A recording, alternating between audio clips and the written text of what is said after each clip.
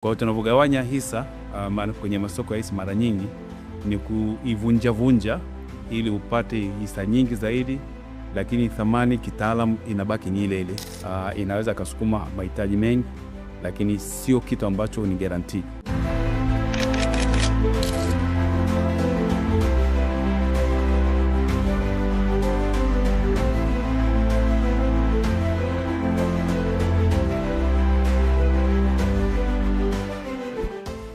Katika episodi yetu ya leo tunazungumzia share split au kwa jina jingine tunaita ni mgawanyo wa hisa. Kama ambavyo mmekuwa mkifuatilia, kuna mjadala ambao unaendelea kwenye mitandao ya kijamii na hata kwenye vijiwe tofauti kuhusiana na benki ya NMB ikiwa inaelekea kugawa zile hisa zake. Sasa hii ina maana gani na pengine ni faida gani ambayo inaweza kupatikana kupitia mgawanyo wa share ambao tunategemea kuuona?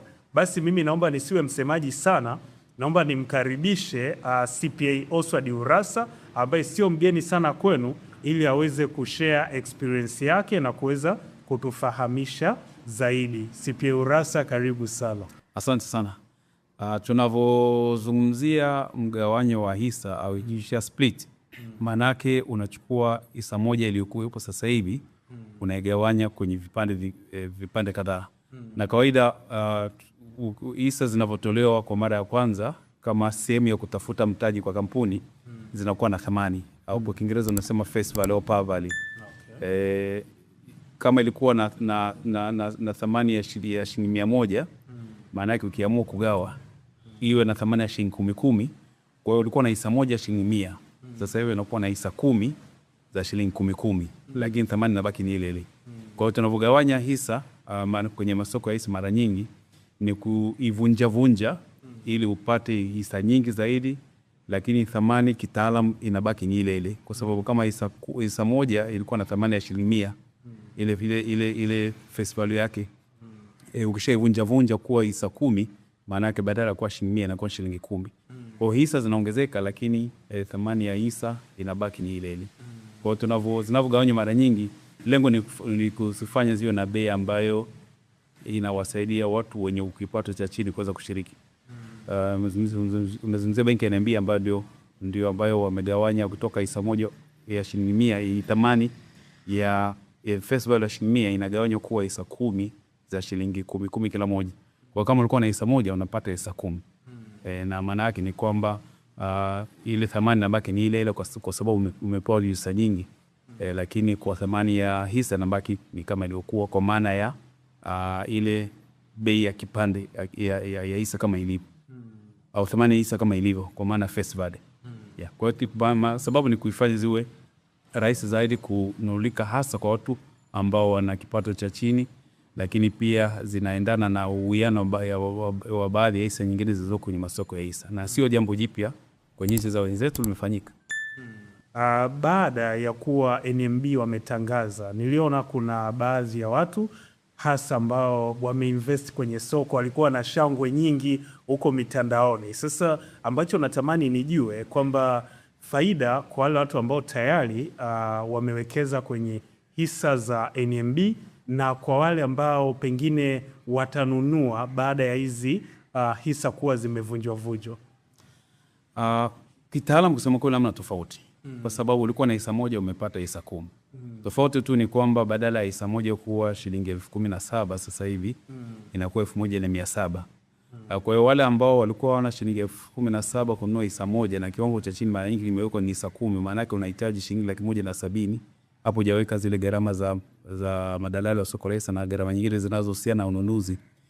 Ukiwa na shilingi 17,000 ambazo ni hisa 10 zile unaweza kushiriki moja kwa moja. Kwa sababu mojawapo ya kupendekeza baadhi ya makampuni ya gawanyi hisa zao ni kuzifanya ziwe bei ziendane na makampuni mengine kwenye soko, lakini pia kuzifanya watu wa kawaida ambao pengine hawataweza kushiriki moja kwa moja kwa sababu bei imekuwa kubwa au thamani imekuwa kubwa, ziweze kuwa na thamani ndogo. Lakini hiyo haina maana kwamba thamani ya kampuni husika imepungua. Haina maana hiyo. Ulikuwa na hisa moja shilingi 100, sasa una hisa 10 za shilingi 10. Kwa hiyo kitu ni kile kile. Kwa maana yake ukijumlisha itarudi kuwa ni 100 ile sawa kabisa, unakuwa na hisa sawa kabisa. Ila kuna uwezekano zikapanda kwa sababu sasa hivi kwa vile wanunuzi wanakuwa wengi, kwa sababu imekuwa ni affordable, ni rahisi na wakitokeza wanunuzi wengi lakini hamna wauzaji, inaweza kasukuma bei ikapanda. Lakini katika kununua na kuuza hisa inatakiwa ufanye utafiti. Je, faida unayopata kwa kununua kwa hiyo bei inafikia yale malengo yako? Kwa sio habari ya kununua tu kwa sababu zimegawanywa. Lazima ufanye utafiti utakao kuongoza kwamba uwekezaji wako unakulipa kama kulinganisha na uwekezaji kwenye maeneo mengine. Na najaribu tu kuwaza kama kuzigawanya hizi hisa ni jambo zuri. Ukiangalia kwenye soko letu la hisa pia kuna kampuni ambazo zina hisa ambazo zina gharama kubwa ambayo Watanzania wengi pengine wanatamani kununua lakini hawawezi kununua. Je, cha kwanza hizo kampuni nyingine hazijaona kwamba kuna umuhimu wa kufanya kitu kama hicho? Na pili, ningetamani kujua labda ni nani ambaye anaamua kwamba hii kampuni igawanye zile hisa zake. Okay, inawezekana wenyewe hawajaona umuhimu wa kugawa hizo hisa kama iliyofanyika kwa NMB. Lakini pia mwisho wa siku maamuzi yote yanayofanyika kuhusu hisa ya wanahisa. Ndio maana tele NMB ilipeleka kwenye mkutano mkuu wa wanahisa. Kilichofanyika labda wakurugenzi waliona kwamba kwa bei ya hisa inavyoonekana sasa hivi pengine ili ziweze kuwavutia wawekezaji wengi zaidi wafanye share split. Kwa hiyo kapelekwa kwenye bodi ya wakurugenzi wakaleta kwenye mkutano mkuu wa wanahisa ndio wenye uamuzi wa mwisho. Sasa makampuni mengine siwezi kuyasemea, inawezekana hawajaona sababu hiyo au pengine hayana mahitaji makubwa kwa kama tunavyoona kwenye soko la hisa, sitaweza kufahamu. Lakini maamuzi siku zote ni ya wanahisa. Na kama nilivyosema yanaletwa kwenye mkutano mkuu ndio tukaamua kwamba tunaamua kugawanya hisa zetu na kuwa na thamani ndogo kwa maana face value ili ziweze kuwafanya wanahisa watu wengi waweze kushiriki katika. Nashukuru, manake mimi huwa napenda sana kufuatilia vitu ambavyo vinaendelea mitandaoni. Kwa sababu hapa unavyoelezea nazidi kupata uelewa, kwa sababu niliona kuna watu walikuwa wanasema sisi tumepata hisa za bure kutokana na ile kugawanywa, kwa hiyo utajiri ule unakuja, lakini naona umeweza kufafanua vizuri. Na vipi sasa kuhusiana na pengine zinaweza zikawa ni hatua nyingine labda za kisheria? Kuna hatua zozote ambazo zinafuatwa, kwa sababu naona kama kuna mabadiliko ambayo yanatokea hapo kwenye ule umiliki? Kwanza niseme utajiri hujabadilika. Kwa sababu ulikuwa na hisa moja ya shilingi 17,000, una hisa 10 za shilingi 1,700. Kwa hisa 10 mara 1,700 unapata 17,000 ile. Kwa hiyo hakuna kilichoongezeka theoretically. Ni kwamba umekuwa na hisa nyingi tu, lakini zenye ile face value yake ni ndogo. Kwa hiyo ujumla wake ni kile ulichokuwa nacho. Kwa hakuna utajiri ambao umeongezeka. Labda itokee tu kwamba watu wajitokeza wanunuzi wengi alafu bei iendelee kupanda kulingana na wahitaji wengi kuwekeza kwenye hizo hisa, kwa sababu sasa hivi kama nilivyosema zimekuwa na unafuu kwa wawekezaji hasa watu wa kawaida. Hilo litokea ndio ambaye ni mmiliki, maana yake unapata fursa ya kuuza kwa bei ambayo imeongezeka thamani. Huo mchakato unahitaji mabadiliko ya kisheria, kwa maana kwa sababu unajua hisa kampuni inaandikishwa kwenye msajili wa makampuni au BRELA. Na mabadiliko ya idadi ya hisa lazima yakaandikishwe kule, na ndio maana imechukua muda hapa katikati, ikiwa ni pamoja na kupata vibali vyote vinavyohusika na taasisi husika. Kama benki lazima ikuitoe kibali, lazima mamlaka ya masoko na mitaji na dhamana atoe kibali, kwa sababu hisa zimeorodheshwa kwenye soko la hisa. Lakini pia una taratibu za kwenda kule BRELA. Yakishakamilika zitasajiliwa sasa, kwa sababu hisa hazitakuwa zile ambazo kwa mwanzo zimeongezeka mara 10. So hisa moja imegawanywa kwa hisa 10. Kwa idadi ya hisa ambazo zimeorodheshwa kwenye soko la hisa itaongezeka kwa maana idadi ya hisa, lakini thamani inabaki pale pale. Lakini pia hata kwa msajili wa makampuni au kule BRELA inabidi waandikishe mtaji mpya, the share capital ya kampuni husika. Kwa hiyo taratibu na kawaida zinachukua muda, ndio maana huo mlolongo na hayo mahitaji ya kisheria yafuate ili kukamilisha, ili mwisho wa siku taasisi ionekane kwamba ina hisa za ziada zilizotokana na kugawanya hisa zilizokuwepo na kadhalika. Kwa hiyo ni jambo ambalo linatokea kwenye mahali pengine popote na sio kwa Tanzania peke yake. Je, pengine mgawanyo ambao utafanyika pengine unaweza ukachochea vijana wengi kuweza kuamua labda kwenye kuwekeza hata kwenye NMB, au hata kama ikitokea kuna kampuni nyingine ambazo zitaamua kugawanya hisa hapa Tanzania?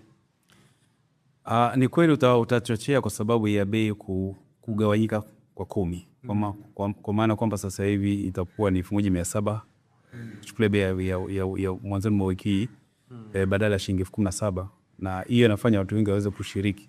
Kwa hiyo inaweza kuwavuta watu wengi kuja kwenye uwekezaji. Lakini ambalo nilikuwa nasema tangu awali, na naomba nilisisitize, kabla ya kuwekeza kwenye mahali popote lakini ufanye uchambuzi kwamba hapa pananipa ile faida ambayo naitegemea wewe kama mwekezaji na kadhalika. Kwa hiyo sio kwamba unakwenda kununua tu kwa sababu unaweza kununua.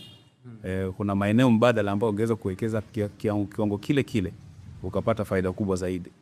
Kwa hiyo kununua hisa kunaweza kusiwe uhakika moja kwa moja kwamba kile yale mategemeo yako ya uwekezaji unayapata na kulinganisha na sehemu nyingine mbadala ambapo tunawekeza fedha zetu. Lazima kufanya utafiti na financial analysis ya kutosha ili kufanya maamuzi sahihi. Kwa kubadilika kwa bei kusiwe sababu ya kufanya kwenda kununua hisa moja kwa moja. Okay. Na ikija kwenye afya ya kampuni, yani hii inamaanisha nini kwenye kampuni ya NMB kwa wale wa Tanzania ambao bado wanauoga, kwa sababu wanavyoona hisa zinaanza kugawanywa, mwingine anakuambia kampuni haifanyi vizuri, wengine wanasema kampuni inafanya vizuri ndio maana inagawa hisa, especially ukiwa na compare, mbona kampuni nyingine hazijawahi kufanya kitu kama hichi, kwa nini wenyewe wamefanya? Mgawanyo wa hisa hauna uhusiano wote na ufanisi wa kampuni. Kama nilivyosema ni kwamba ulikuwa na kitu cha thamani ya shilingi 17, sasa hivi kwa hisa moja ilikuwa na thamani 17. Sasa hivi unapata hisa 10 za 1700. Kwa hiyo kitu ni kile kile. Na mgawanyo wa hisa siku zote kwa baadhi ya makampuni, na nadhani hata sio hapa Tanzania tu, hauna uhusiano moja kwa moja na performance na ufanisi wa kampuni. Ni kufanya tu zile hisa sokoni ziwe rahisi kuuzika na kununulika, lakini pia kuwapa fursa wale ambao waweze kuwa na kile kiwango kikubwa ambacho kinatakiwa kushiriki moja kwa moja. Kama nilivyosema pale awali, hisa 10 kwa 17 wanazungumzia 170,000, lakini hisa 10 kwa shilingi 1700 ni shilingi 17,000. Kwa hiyo pale ambapo ungeweza kununua hisa moja tu kwa 1700, unawezeshwa kununua hisa 10 kwa ambayo ndio kiwango cha chini. Kwa maana kama ungeweza kutaka kushiriki wakati wa 17,000, utakiwa ununue 17,000 mara hisa 10 ambayo ndio kiwango cha chini. Kwa unahitaji 170,000. Mtu ambaye ana hiyo hela, manake kama umefungia nje.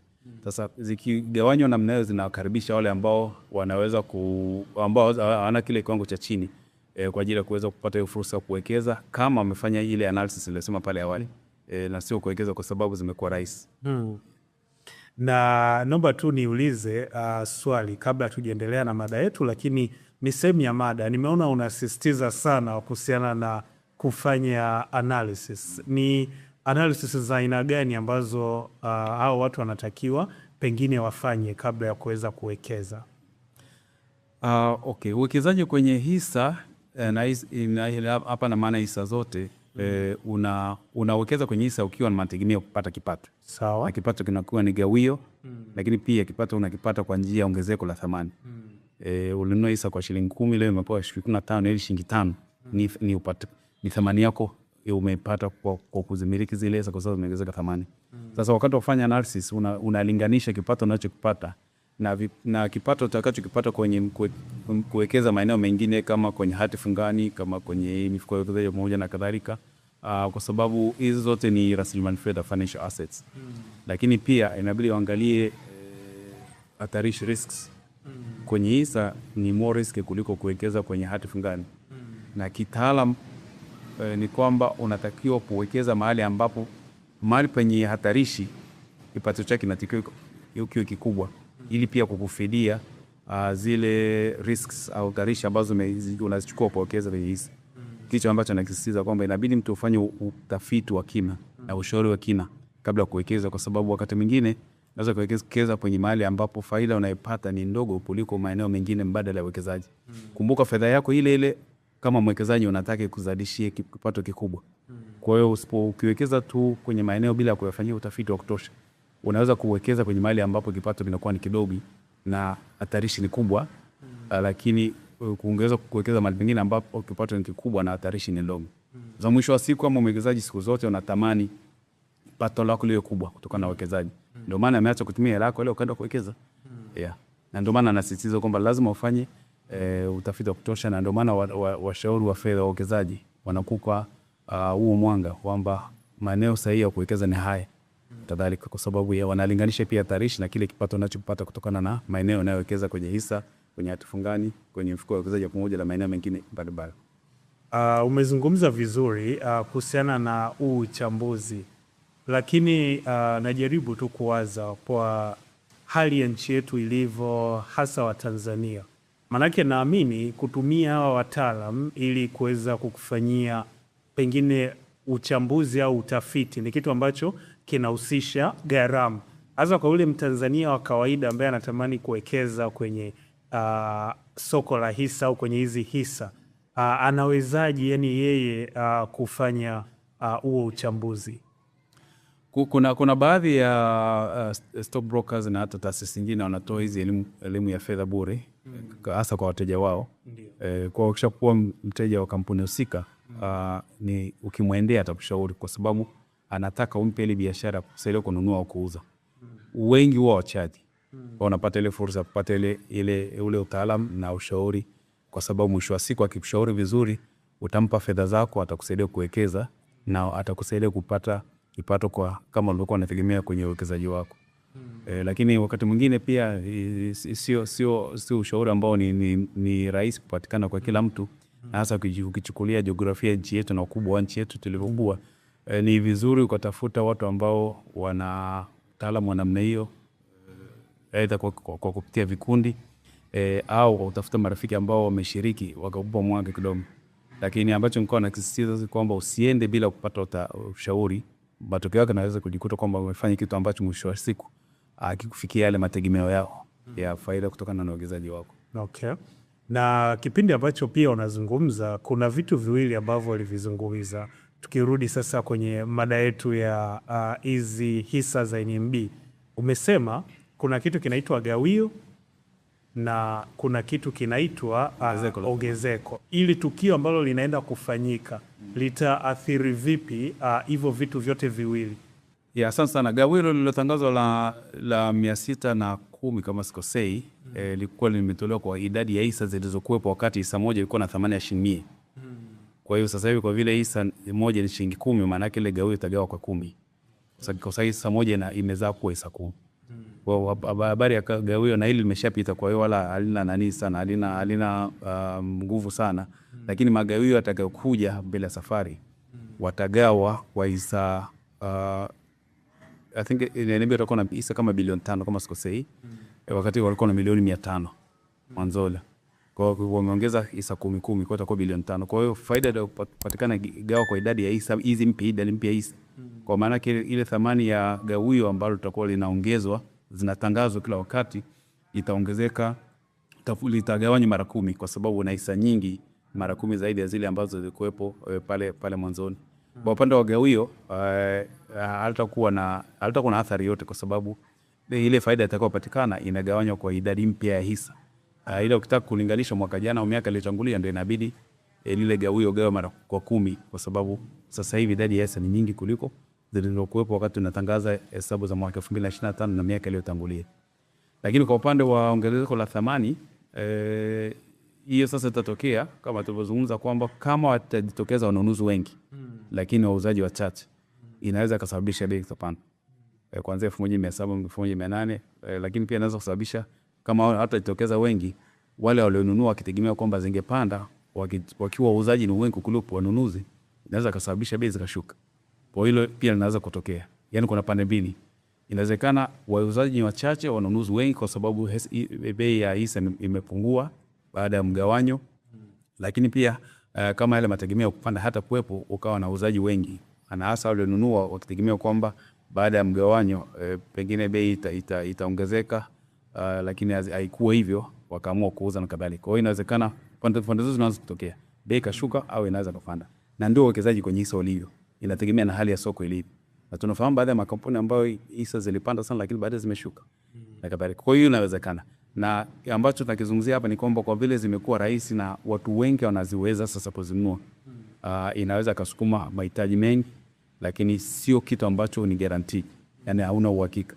Inategemea na nguvu ya soko na jinsi watu ambao wanaiona, na hasa ile demand na supply, wale wanaotaka kuuza na wanaotaka kununua. Bei inaweza kupanda kwa sababu wanunuzi ni wengi, wauzaji ni wachache. Bei inaweza kushuka kwa sababu wauzaji ni wengi, wanunuzi ni wachache. Sasa hapo tutaona bila safari. Nashukuru, umeelezea vizuri mpaka umenifanyia nicheke kwa sababu nikiangalia kuna watu wengi wanaamini kwamba zitapanda tu, yani kwamba hakuna kushuka, kwa sababu wanategemea Watanzania wengi wataonyesha huo uhitaji, labda pengine zipo zina gharama kubwa, ndio maana anticipation kwamba inakuwa zitaongezeka, yani kwamba wale ambao tayari wanamiliki wanaona demand itakuwa ni kubwa, kwa hiyo zitaongezeka ile gharama yake. Kwa hiyo wengi wapo wakiamini zitaendelea kupanda. Inawezekana. It is possible. Na pia kuna utofauti gani sasa wa hiyo share split pamoja na hii kwamba inaitwa ni bonus shares pamoja na lile gawio la cash, yani utofauti wake ni ukoje? Okay. Share split ni kugawa. Ulikuwa na hisa moja unapata hisa 10. Bonus shares ni unapewa hisa za ziada lakini hauzilipii. Labda mara nyingi inachofanyika ni kwamba kampuni inachukua ile faida iliyolimbikizwa, retain earnings. Wanasema tunakupa shares za ziada. Kwa hiyo unaongezewa hisa bila kuzilipia. Lakini pia una kitu kingine inaitwa scrip dividend. Unalipwa hisa baada ya kupewa taslim cash. Na baadhi ya taasisi zimefanya, Maendeleo Banking moja wapo ya benki ambao waliwapa wanahisa wao hisa, badala ya kuwapa cash unapewa hisa za ziada.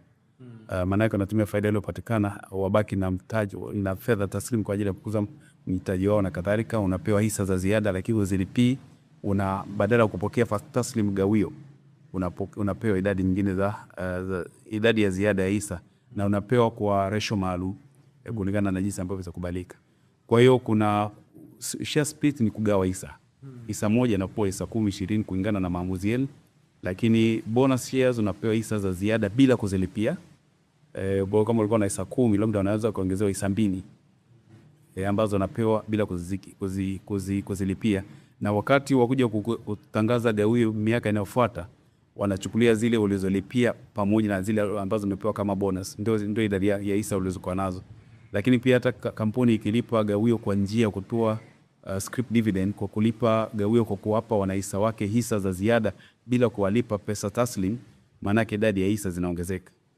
Kwa split inaongeza shares, bonus inaongeza shares, lakini pia scrip dividend inaongeza shares, kwa maana kupokea hisa badala ya kupokea taslim, idadi ya hisa inaongezeka. Kwa hiyo unakuwa na hisa nyingi kuliko ulivyokuwa mwanzo. Kwa hiyo miaka inayofuata wakati wa gawio, maana yake unapokea gawio kwa idadi ya hisa zaidi ya zile ambazo umezilipia. Ndio kawaida ndio. Kulikuwa na nyingine ambayo ulikuwa umezungumza ni hii nyingine ni gawio la cash. Gawio la cash ni kwamba lazima upokee pesa taslimu kwenye akaunti yako. Maana yake baada ya kuchukua mapato na matumizi ya kampuni husika, ile faida iliyopatikana inalipiwa kodi. Kwa ile baada ya kodi wanatafutaga faida kwa kila hisa shilingi ngapi. Na ndio anasema kulingana na sera ya gawio livyo, labda wanalipa 50%. Kwa ile faida kwa kila hisa baada ya kodi unalipwa shilingi 50, unapokea taslim cash. Na unahitaji kuwa na akaunti yako ambapo kampuni husika itakutumbukizia ile gawio lako, unapokea taslim. Lakini ile scrip dividend kupokea gawio kwa njia hisa za ziada, haupokei fedha taslim, unaongezewa hisa pamoja na ile bonus shares kama tulivyosema pale awali. Asante. Ila labda nisisitize kwenye hisa hisa za cash, gawio la cash. Ni muhimu sana akaunti yako iwe active. Wiki chache zilizopita baada ya CRDB kutangaza gawio lao, walisema kwamba kuna shilingi bilioni 3 na bilioni 900 ambazo hazijachukuliwa na wanahisa kama 5700. Ilikuwa kwenye social media, mmekutana nao kwenye social media. Kwa sababu njia pekee ya kulipa gawio na kutoka kwa kampuni yote wanatumbukiza kwenye akaunti yako. Kwa kama umewekeza kwenye hisa, wewe ni mwanahisa, hakikisha akaunti yako iko hai. na ndio ambapo kampuni husika kutakuwa napeleka lile gawio lako kila wakati. Hata uwekezaji kwenye hati fungani pia kuna hela nyingi tu zimebaki kule benki, kwa sababu kuna watu waliwekeza lakini hawafahamu, hawajulikani, pengine wameshakufa au pengine wamesahau na kadhalika, au walitoa account ambazo haziko active. Kwa hela zikitumwa zikakuta account iko dormant, zinarudi kule benki kuu kwa upande wa hati fungani za serikali kuu, au zinarudi kwenye makampuni yanayopeleka gawio kwenye account yako. Kwa hakikisha account yako siku zote iko active, kwa sababu njia pekee ya kutumia hela na mawasiliano kati yako na kampuni iliyowekeza hisa zake na kupitia account yako moja. Lakini la pili, wanafamilia wafahamu kuna watu ambao wamekufa, wameondoka duniani, wameacha hela nyingi tu na hisa, hati fungani, hela nyingine ziko benki hazijulikani. Ni vizuri sana sana sana wanafamilia wakafahamu kwamba ulikuwa mwekezaji, sababu unajua uwekezaji kwenye hizi rasilimali fedha, financial assets, sio kama majengo. Jengo tajukana ni nyumba fulani, ni gari la fulani, ni shamba la fulani, lakini una hati fungani, una hisa, mpaka mtu aweze kufahamu au kukutana na kile cheti ndio atafahamu kwamba ulikuwa mwekezaji. Kwa hiyo ni vizuri pia wanafamilia wakafahamu kwamba tumewekeza kwenye hisa, kwenye hati fungani, mifuko ya uwekezaji wa pamoja na kadhalika, ili siku ikiondoka duniani wanaweza kurithi zile mali zako. Ya, nimependa umetoa mfano wa hizo account ambazo zilikuwa ni dormant, especially kwenye hiyo kesi ya CRDB. Sasa ikitokea kitu kama hicho, hawa watu ambao wanakuwa pesa zijaingia kwenye akaunti zao, kwamba ni kitu gani ambacho kinatakiwa kifanyike sasa ili yeye, kwa sababu umesema pesa imeingia alafu itarudi kwenye taasisi husika ambayo ilitoa. Sasa mtu kama huyu anatakiwa afanye kitu gani ili kuweza kupata pesa zake? Okay, sawa, ni swali zuri sana Ima. Ukishawekeza unatakiwa fahamu kwanza wewe mfuatiliaji. Kama ni makampuni yaliyoorodheshwa kwenye soko la hisa wanatangaza tarehe za mikutano mikuu, lakini pia na tarehe za gawio. Kwa hiyo kama umewekeza kwenye kampuni husika utafahamu, ukishafahamu tarehe ya mkutano mkuu anakuambia kabisa tunalipa gawio tarehe fulani. Kwa hiyo utakuwa unafuatilia kwa karibu, na ni vizuri kaweka record. Kwa sababu pengine umewekeza kwenye makampuni mawili, matatu, 10, 15, fahamu nategemea kupata gawio kwenye kampuni A siku fulani, kampuni B siku fulani, kampuni C siku fulani kadhalika. Lakini pia kama umewekeza kwenye hati fungani, kuna zile tarehe za kulipa zile riba. Hizo benki kuu zinalipa mara mbili.